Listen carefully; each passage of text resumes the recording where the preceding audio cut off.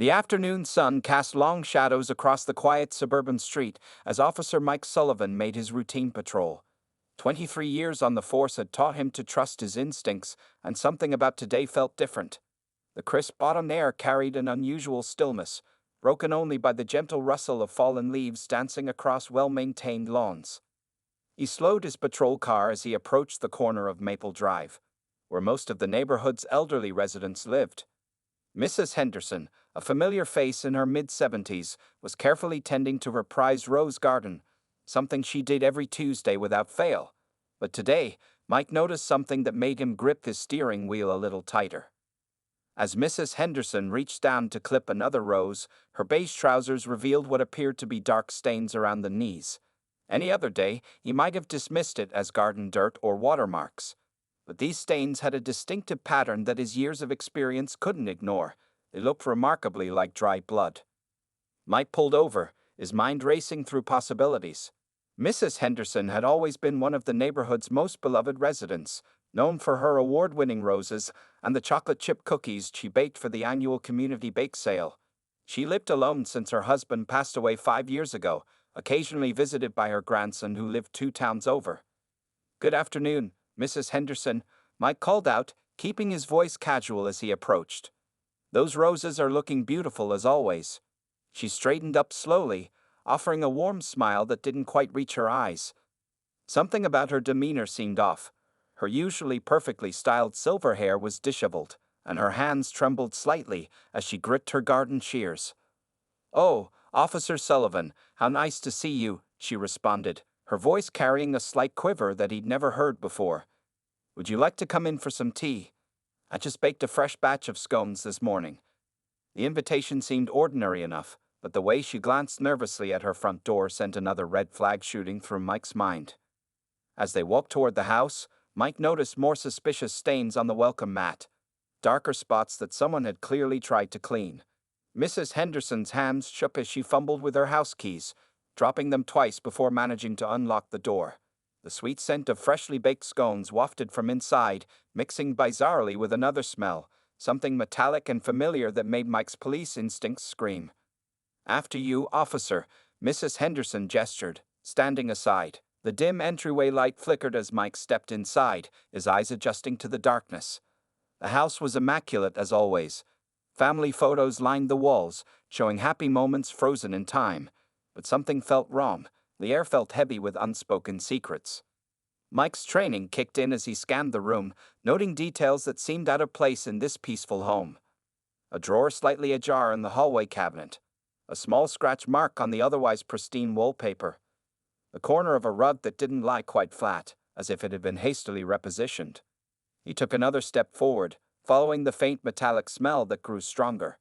As he rounded the corner into the living room, time seemed to stop. The scene before him made his blood run cold, and for the first time in his long career, Officer Mike Sullivan found himself completely frozen in place. The antique grandfather clock in the corner ticked loudly in the silence, marking each second as Mike struggled to process what he was seeing. Behind him, Mrs. Henderson's quiet voice broke through the stillness. "I can explain everything, Officer Sullivan. But first, you need to understand what happened last night." The clock continued its relentless ticking, each sound echoing through the room like a countdown. 2 decades of police work hadn't prepared Mike for what he discovered in Mrs. Henderson's living room that autumn afternoon. As he stood there, unable to move, one thought kept repeating in his mind. Sometimes the quietest houses hold the darkest secrets, and sometimes the gentlest souls carry the heaviest burdens. What Mike saw in that room would change everything, not just for Mrs. Henderson, but for the entire peaceful community they called home. The truth behind those bloodstains was about to unravel a story that nobody in the neighborhood could have ever imagined, especially not from the sweet lady who grew prize-winning roses and baked the best cookies in town. The question wasn't just about what had happened in this house. It was about why. And as Officer Sullivan would soon discover, the answer to that question would challenge everything he thought he knew about human nature, justice, and the fine line between right and wrong. Mrs. Henderson's trembling fingers clutched at her gardening apron as she slowly lowered herself into her favorite armchair. Officer Sullivan remained rooted to the spot, his eyes fixed on the scene before him. The pristine white carpet was stained with a trail of crimson droplets leading to the kitchen, and scattered across the coffee table were old newspaper clippings he'd never expected to see again. It all started 3 months ago, Mrs. Henderson began, her voice steadier now, as if finally sharing her story brought her a strange sort of relief. When Tommy, my grandson, came to visit, he brought some old boxes from his father's attic. Said he'd found them while cleaning out the house after Sarah's passing. She paused, dabbing at her eyes with a lace handkerchief. Mike knew about Sarah, Mrs. Henderson's daughter-in-law, who died of cancer earlier that year. The whole neighborhood had rallied around the family during those difficult months. But something about the way Mrs. Henderson mentioned those boxes made the hair on the back of his neck stand up. Inside those boxes, she continued, I found something that brought back memories I'd spent 40 years trying to forget. Her eyes drifted to the newspaper clippings on the coffee table, yellowed with age, their headlines still bold enough to read. Local bank robbery ends in tragedy, security guards still missing. Investigation goes cold. Mike's heart began to race. He knew these headlines by heart. They were from his very first case as a rookie officer, the one that had shaped his entire career. The unsolved Pioneer Bank robbery of 1983 had haunted the department for decades. $2 million had vanished, along with young security guard David Martinez, who was never seen again. You see, Officer Sullivan, Mrs. Henderson's voice grew quieter. My late husband Harold wasn't always the respected accountant everyone in town knew him as. Before we moved here, before we built this life. She trailed off, her eyes fixed on a family portrait above the fireplace, Harold Henderson's kind face smiling down at them, hiding decades of secrets behind those gentle eyes. The grandfather clock's persistent ticking filled the silence as Mike's mind raced to connect the dots. Harold Henderson had started working at Pioneer Bank just 3 months before the robbery. He'd been questioned, of course. Everyone had been, but his alibi had seemed airtight. He'd been at a parent-teacher conference with their son, witnessed by dozens of people. Mrs. Henderson reached beneath the coffee table and pulled out a leather-bound journal, its pages dog-eared and worn. Harold kept a diary, she whispered. All these years, it was right there in our attic, and I never knew. But Tommy found it, and when he read it, her hands shook as she opened the journal to a marked page. Mike's training urged him to call for backup, to follow protocol, but something in the elderly woman's demeanor made him wait. This wasn't just about solving an old case anymore. There was something more immediate, more pressing in the air around them. Last night, Mrs. Henderson continued, someone else found out about the diary. Someone who'd been waiting 40 years for answers. Her eyes darted toward the kitchen door, and Mike noticed for the first time that it was slightly ajar, the handle bearing fresh scratch marks. The pieces were starting to fall into place, the blood stains, the disturbed rug, the metallic smell that seemed to grow stronger with each passing minute. But there were still too many questions. Who had come looking for answers? What had really happened in this peaceful house under the cover of darkness? As if reading his thoughts, Mrs. Henderson slowly rose from her chair. Before I show you what's in the kitchen, Officer Sullivan, you need to understand something. Sometimes good people make terrible mistakes, and sometimes those mistakes come back to demand their due. Harold wasn't just my husband. He was a good man who made one devastating choice that haunted him until his dying day. She took a shaky breath before continuing. But what happened last night? That wasn't about justice. That was about revenge. And I did what any mother would do to protect her family's legacy. Her voice hardened with those last words, showing a glimpse of steel beneath her grandmotherly exterior. Mike's hand instinctively moved toward his radio, but Mrs. Henderson's next words stopped him cold. Officer Sullivan, before you call this in, there's something else you should know. Something about your father's involvement in the original investigation. The room seemed to tilt slightly as Mike processed her words. His father had been the lead detective on the Pioneer Bank case, his reputation untarnished until the day he retired. But the way Mrs. Henderson looked at him now, with a mixture of sympathy and resignation, made him wonder just how many layers of deception this mystery truly held. The kitchen door creaked softly in the afternoon breeze, drawing both their attention. Beyond it lay answers to questions that had haunted their community for decades, but also, Mike suspected, new questions that would shake the foundation of everything he thought he knew about justice, loyalty, and the price of keeping secrets. As Mrs. Henderson moved toward the kitchen door, her earlier trembling replaced by a strange calm, Mike realized that what lay behind that door would force him to make the hardest decision of his career, one that would test his oath as an officer against his understanding of right and wrong. The kitchen door swung open with a gentle creak, revealing a scene that made Officer Sullivan's professional composure waver. Scattered across the usually spotless countertops were dozens of old photographs, their edges worn and yellowed. But it wasn't the photos that caught his attention. It was the overturned chair near the back door, the broken coffee mug on the floor, and most disturbingly, the smeared handprint on the wall that matched the stains on Mrs. Henderson's trousers. His name was Marcus Wheeler, Mrs. Henderson said quietly, moving to straighten the fallen chair. He was David Martinez's cousin. All these years, he never stopped looking for answers about what happened that night at Pioneer Bank. She picked up one of the photographs, holding it carefully by its edges. He found me through Tommy's social media posts about cleaning out his parents' house. Funny how the internet can unravel 40 years of careful silence in just a few clicks. Mike studied the photograph she held. It showed a younger Harold Henderson standing outside Pioneer Bank, his arm around a man Mike recognized as David Martinez, both smiling broadly at the camera. The date stamp read June 1983, just 2 months before the robbery, before Martinez disappeared. Wheeler came here last night, demanding to know what was in Harold's diary. Mrs. Henderson continued, her voice growing stronger. He'd already confronted Tommy at his house, scared my grandson half to death trying to get information. When Tommy called to warn me, she paused, adjusting her cardigan with trembling hands. Well, I knew it was only a matter of time before Wheeler found his way here. Mike's mind raced through the implications. Mrs. Henderson, if Wheeler threatened you or Tommy, that's a police matter. Why didn't you call us immediately? But even as he asked, he noticed something odd about the broken mug on the floor. The coffee stains looked fresh, but the mug itself was one he remembered from his childhood, a souvenir from a police fundraiser his father had organized back in '84. Mrs. Henderson smiled sadly. Because, Officer Sullivan, your father made me promise never to involve the police. You see, Richard Sullivan wasn't just the lead detective on the case, he was also the only person besides Harold who knew where the money really went. The revelation hit Mike like a physical blow. His father, Richard Sullivan, had been his inspiration for joining the force, the model of integrity he tried to live up to his entire career. The idea that he might have been involved in covering up the truth about Pioneer Bank seemed impossible.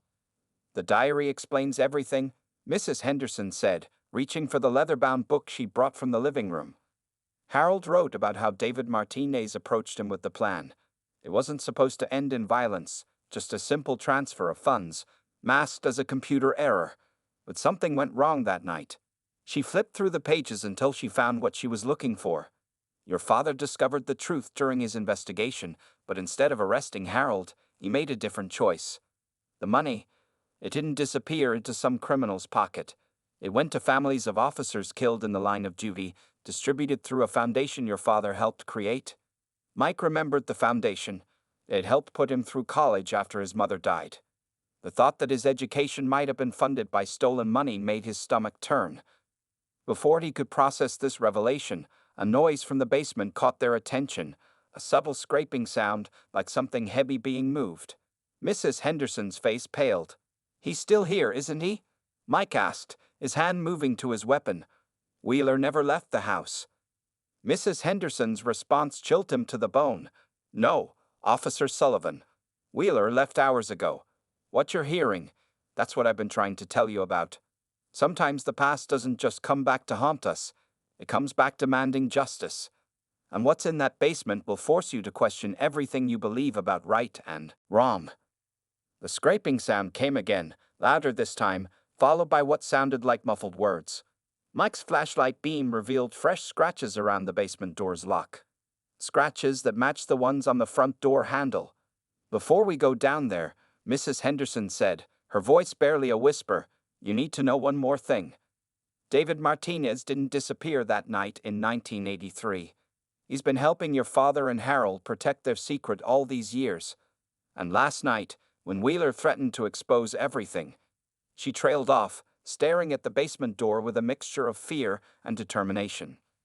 The scratching sound came again, more insistent this time.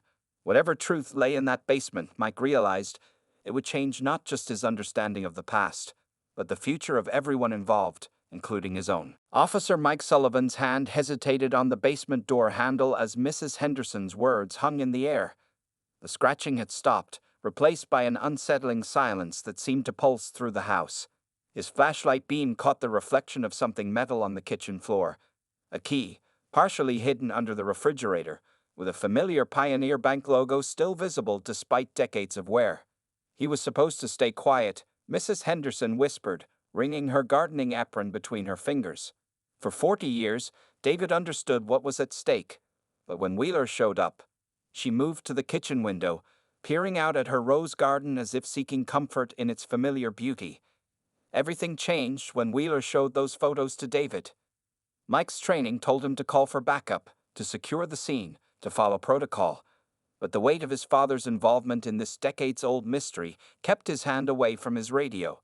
"What photos, Mrs. Henderson?" he asked, though part of him dreaded the answer. She pulled a manila envelope from behind a cookie jar, the same cookie jar that had sat in his father's office for years before his retirement. The photos inside made Mike's blood run cold. They showed his father, much younger, handing something to David Martinez outside Pioneer Bank. The timestamp showed these were taken days after the reported robbery. Wheeler found these in his cousin's old storage unit, Mrs. Henderson explained, her voice growing stronger. "He thought they proved the robbery was an inside job, that your father helped David escape with the money. But he didn't understand the whole story.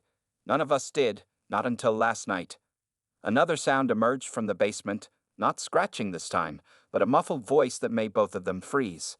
It was speaking words that Mike couldn't quite make out, but the tone carried decades of pent-up anguish. Mrs. Henderson moved closer to Mike, her earlier fear seemingly replaced by a strange determination. "Before you open that door, you need to see one more thing." She reached for Harold's diary again, turning to the final pages. Harold wrote this the day before he died.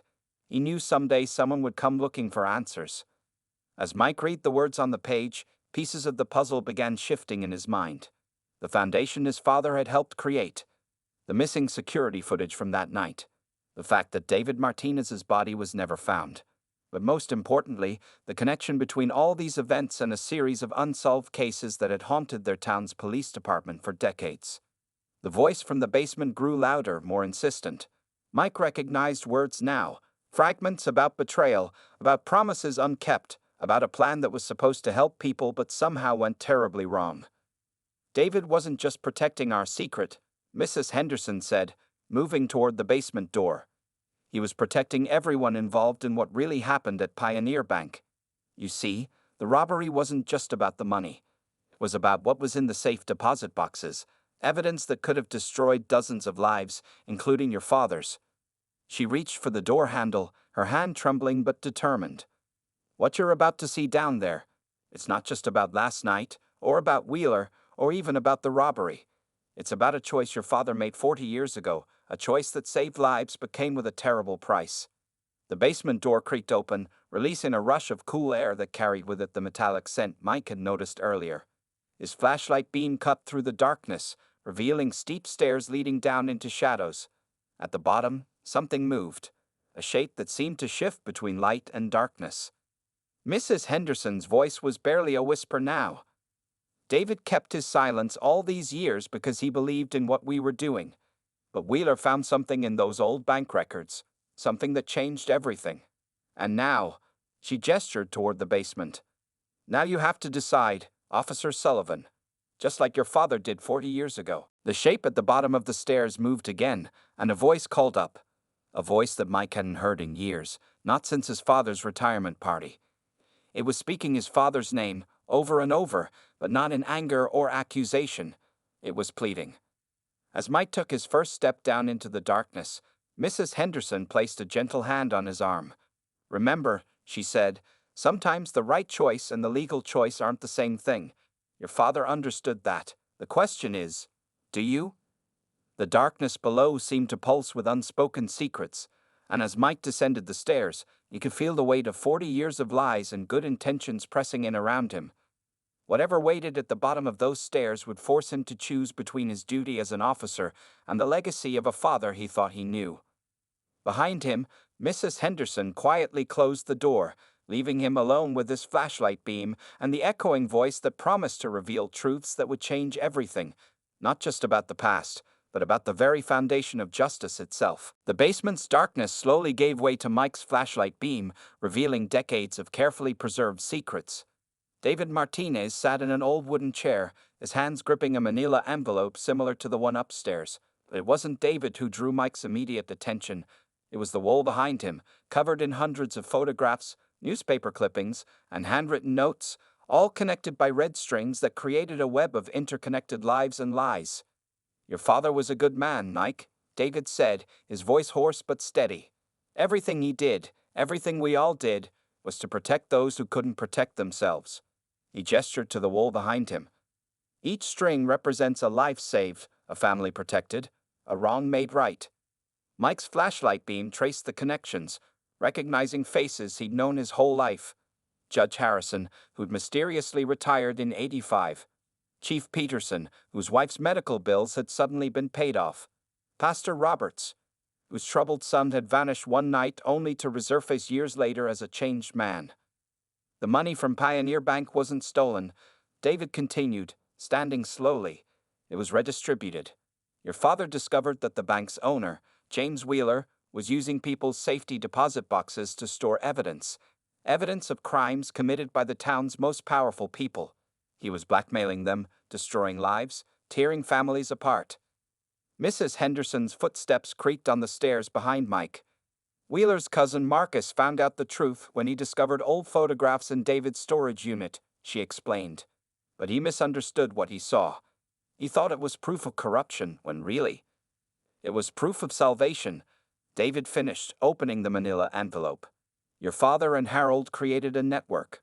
We didn't just take the money, we took the evidence, used it to force those criminals to make amends.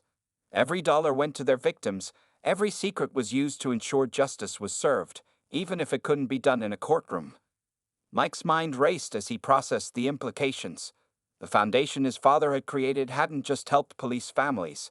It had been a front for something much bigger, a secret system of justice that operated in the shadows of their small town. But last night, Mrs. Henderson said, her voice breaking, Marcus Wheeler threatened to expose everything. Not because he wanted justice for me, but because he discovered what his cousin James had really been doing with those safety deposit boxes. He wanted to protect his family's name, even if it meant destroying everyone else's lives. David stood up straighter, looking more like the young security guard from the old photographs. Wheeler broke in here last night, demanding Harold's diary. He thought it would prove the bank robbery was just a criminal conspiracy. Instead, he gestured to the bloodstains on the floor. Instead, he learned the truth about his own family's crimes. He attacked Mrs. Henderson, and I had to protect her. Wheeler's body, Mike began, but Mrs. Henderson cut him off. Is being taken care of, just like every other threat to this town's real justice system has been for the past 40 years, she said firmly. Your father made sure we always had a contingency plan. Mike's flashlight beam caught something else. A familiar face in one of the photos, someone he'd seen just last week at the grocery store. The red string connected them to a case he worked on his first year as an officer, a case that had mysteriously resolved itself overnight. The network still exists, David said quietly. It's bigger now, spanning several towns. Your father may have retired, but his work continues. The question is, Officer Sullivan, are you ready to understand what real justice looks like? Before Mike could respond, his radio crackled to life. A dispatcher's voice cut through the basement's heavy air. All units, be advised. We have reports of a break-in at 1478 Maple Drive. Caller reports suspicious bloodstains and possible. Mrs. Henderson turned off the basement light switch, plunging them into darkness except for Mike's flashlight beam. Your father faced this same choice, Mike, to protect the law or to protect justice. The radio in his car was working that night too. In the beam of his flashlight, Mike saw David holding out a single photograph, one he'd never seen before. It showed his father, standing in this very basement, making the choice that would define not just his career, but the very meaning of justice in their town. As Mike reached for his radio, his hand trembling slightly, Mrs. Henderson spoke one last time. But there's something else you need to know, something not even your father discovered. She moved to the far corner of the basement, pulling away a heavy shelf to reveal a hidden door. The real story of Pioneer Bank goes much deeper than anyone realizes. You see, James Wheeler wasn't just blackmailing people. She pulled the door open, revealing a tunnel that seemed to stretch endlessly into darkness. He was protecting something that would change everything we thought we knew about this town. The radio crackled again, demanding a response. In that moment, standing in the basement with the weight of 40 years of secrets pressing in around him, Officer Mike Sullivan faced not just a choice between law and justice, but a door that promised to reveal an even darker truth lurking beneath their quiet town surface. Behind him, David Martinez quietly said the words that would change everything. "Your father never told you what he found at the end of that tunnel, did he?" Mike's flashlight beam wavered as he stared into the tunnel's consuming darkness. His father had never mentioned this, not even in his final days when he pulled Mike aside to share other secrets about his years on the force. The radio continued its insistent crackle, but time seemed to stand still in that basement as Mrs. Henderson stepped forward, her gardening shears still gripped tightly in one weathered hand. "Your father made it halfway down that tunnel before he turned back," she said, her voice carrying a weight Mike had never heard before. "Harold went all the way. That's why he started the diary. That's why he couldn't sleep at night. What lies at the end of that tunnel isn't just about money or blackmail. It's about why our town was really founded." David Martinez moved to the tunnel entrance, his fingers tracing old markings carved into the stone walls. "The bank wasn't built in 1950 like everyone thinks," he explained. "The tunnel predates everything. Wheeler's family didn't just own the bank, they were the original settlers of this land. What they found here, what they've been protecting all these years." Before he could finish, footsteps echoed from above. Mrs. Henderson's eyes widened. "They're early," she whispered. "They're not supposed to arrive until midnight." Mike's police training kicked in as he heard multiple sets of feet moving across the kitchen floor. His hand moved instinctively to his weapon, but David grabbed his arm. "Don't," he warned. "If they know you've seen the tunnel, they'll add you to their collection." The footsteps grew closer to the basement door. Mrs. Henderson quickly moved to the wall of photographs, pressing something that made it swing silently away from the wall, revealing another hidden chamber. "In here," she urged, quickly. As they concealed themselves, the basement door opened. Mike's heart nearly stopped as he recognized the voices.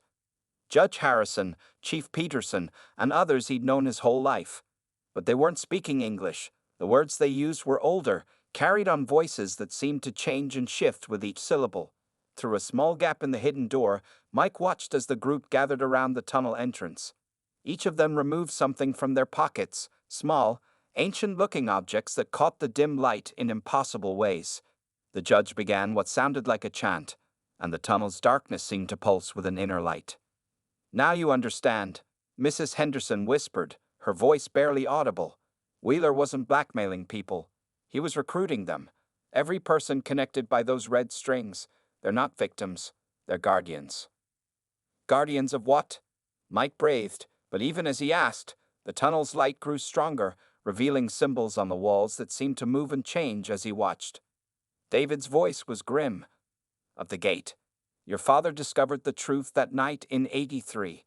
The bank robbery wasn't about money. It was about keeping something in that nobody was ever supposed to find. But Wheeler's cousin Marcus, he didn't just find the photos. He found the key."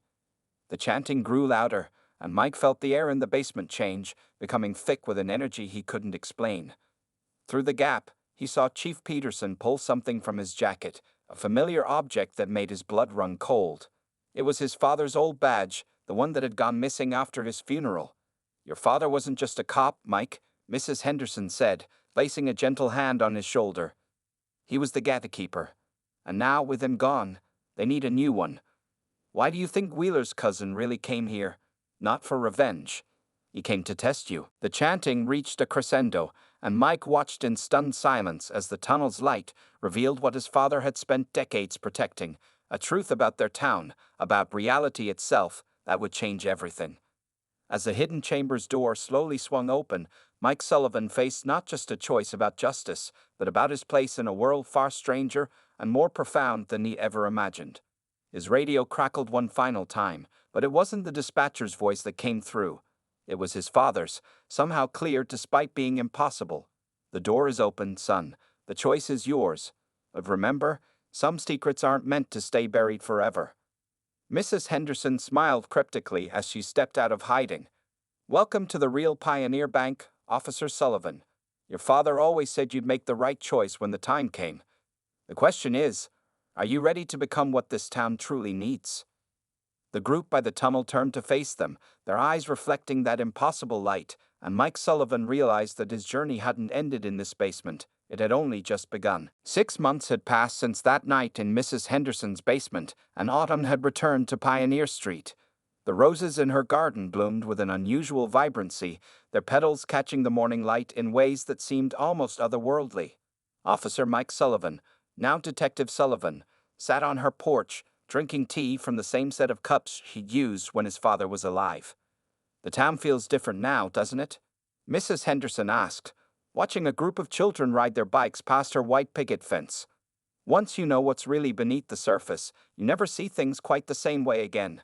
Mike nodded, his new badge catching the sunlight. The promotion had come shortly after that night, just as David had predicted. Chief Peterson had called it the natural progression, but Mike understood the real reason now. Each level of authority in Pioneer Town came with its own set of secrets, its own responsibilities to the gate. Wheeler's cousin was released from the hospital last week, Mike said, watching Mrs. Henderson's reaction carefully. He claims he doesn't remember anything about that night. The doctors call it trauma-induced amnesia. She smiled knowingly as she poured more tea. The mind has a way of protecting itself from truths it's not ready to accept. Marcus Wheeler will live a happier life not remembering what he saw in that tunnel, just like all the others who weren't chosen to be guardians. The basement had been sealed up, the tunnel entrance hidden behind a new wine cellar that Mrs. Henderson had supposedly installed. But every full moon, Mike would drive past her house and see the familiar cars parked outside. The judge's Mercedes, the chief's SUV, the pastor's old pickup truck.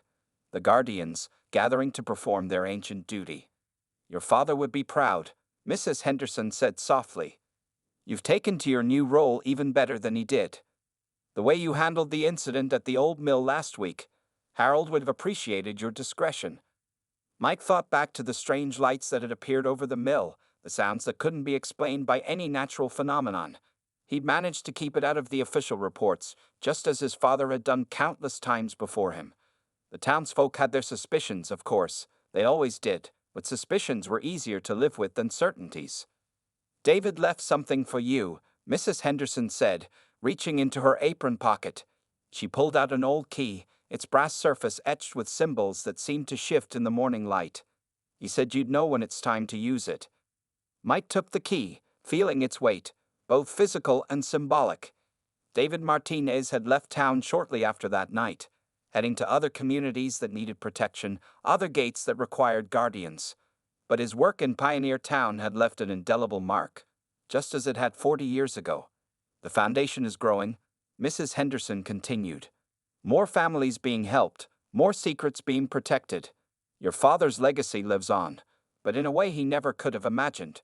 She gazed out at her garden, where the roses swayed in a breeze that seemed to carry whispers of ancient tongues. The town clock struck noon, its chimes echoing down the quiet streets. To most residents, it was just another peaceful day in their small community. They went about their lives, shopping at the local stores, attending PTA meetings, gossiping about minor scandals. They never noticed how the shadows sometimes moved against the sun, or how certain buildings seemed larger on the inside than simple architecture would allow. Sometimes I wonder, Mike said, if we're really protecting them, or if we're just keeping them from the truth. Mrs. Henderson's eyes twinkled with that familiar mix of warmth and mystery. The truth, Detective Sullivan, is that some people are meant to be guardians, and others are meant to be guarded. Your father understood that. Now you do too. As if on cue, Mike's radio crackled to life. A concerned citizen reporting strange sounds from the old Pioneer Bank building. Mrs. Henderson nodded, understanding passing between them without words. Another day, another secret to keep, another mystery to protect. Mike stood, straightening his badge. Same time next week for tea. Of course, she smiled. The roses will be waiting. And Mike, she called as he reached his patrol car, remember what your father always said. Some doors are meant to stay closed, Mike finished, starting his engine. As he drove toward the bank, he glanced in his rearview mirror. Mrs. Henderson stood in her garden, the roses around her seeming to glow with an inner light. For a moment, just a moment, she appeared to be something more than just a gentle elderly woman who baked cookies and tended her flowers. The key David had given him felt warm in his pocket as Mike parked outside Pioneer Bank. Above the entrance, the old clock that hadn't worked in 40 years suddenly chimed, a sound that only certain people in town would hear or understand.